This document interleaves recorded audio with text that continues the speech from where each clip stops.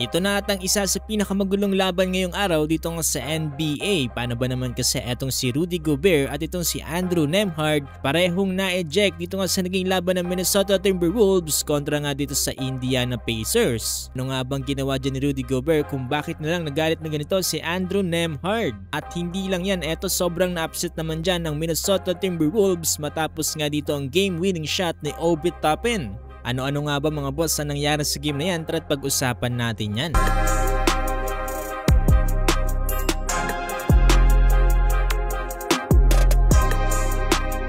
Dito sa naging laban ng Indiana Pacers kontra nga dito sa Minnesota Timberwolves, eto under 8-minute mark sa third quarter. Eto ball possession para sa Indiana Pacers at itong si Andrew Nembhard ang nagdadala ng bola. Yung nagbabantay sa kanya dito ay itong si Mike Conley.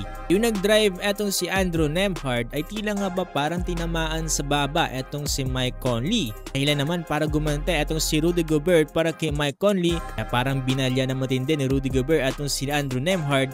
Dahilan nga ng pagkakainis dyan ni Andrew Nembhard at pinatungan ng bola etong si Rudy Gobert. Pero matapos ng ginawa ni Rudy Gobert kay Andrew Nembhard ay hindi na siya gumanti dito pabalik dito kay Nembhard. Pero itong nakakatawa dito mga boss, no, kung papanoorin natin itong replay ay tila nga naman parang nag-flop lang etong si Mike Conley dito nga sa ginawa sa kanya ni Andrew Nembhard.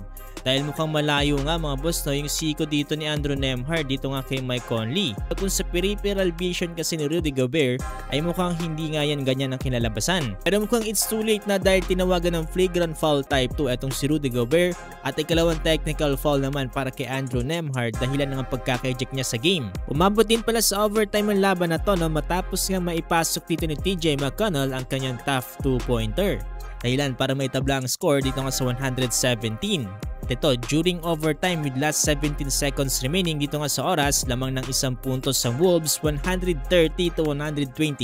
Pagkakataon na to, bola nga dito para sa Indiana Pacers at ito si TJ McConnell ulit yung naghahawak ng bola. Medyo nahirapan din humanap ng play dito nga si TJ McConnell at ito umabot nga hanggang sa last 6 seconds yung pagkabigay niya ng bola dito nga kay Obi Toppin. Medyo alanganin din yung pagkabigay niya ng bola dito kay Obi Toppin pero eto naipasok ni Obi Toppin ng kanyang tough 3-pointer dito nga sa corner. Dahilan para maging lamang ang Pacers ng 2 puntos, 132-130 with last 3 seconds remaining. Hype na matindi dyan mga boss, no? Etong si Tyrese Haliburton na hindi nakapaglaro ngayong araw. Sabi napahawak na lang sa mukha ang audience na to matapos ng gawin niya dito ni Obi Toppin. Yung last 3.5 seconds, eto bola na para sa Wolves at ito chance para maiakyat ulit sa double overtime ang laban. Yung nag-receive ng bola dito ay itong si Julius Randle pero eto ganda ng pagkakadepensa sa kanya at hindi niya nga naipasok yung kanyang tough 2-pointer dito. Ilan para basagin ng Pacers etong 8-win streak dito nga ng Minnesota Timberwolves sa final score na 132-130. Grabe, kitang-kita yung disappointment dyan dito nga ni Julius Randle. Dito nga pala sa naging laban na to, nanguna itong si Obi Toppin with 34 points. Para naman sa Minnesota Timberwolves, 38 points para kay Anthony Edwards. Kaya pala natin nasabi na isa to sa pinakamagulong araw ngayon sa NBA dahil meron ding gulo na nangyari dito nga sa naging laban ng Lakers kontra nga dito sa San Antonio Spurs. Dito nga sa pagitan ni Jared Vanderbilt at dito nga ni Jeremy Sohan na pareho ding na-eject dito nga sa game na to.